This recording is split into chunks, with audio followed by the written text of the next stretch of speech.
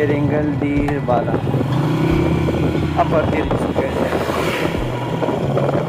दीर पाइन जो है लोअर को कहते हैं और बाला अपर को कहते हैं।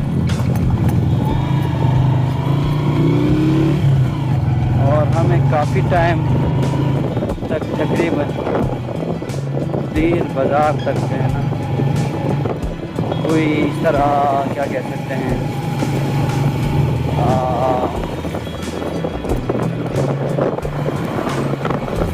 पेट्रोल डालने की ज़रूरत नहीं है। ये है जी मेन शेरिंगल बाज़ार। तो पिछले व्लॉग में मैंने आपको थल बाज़ार से लेकर और शेरिंगल तक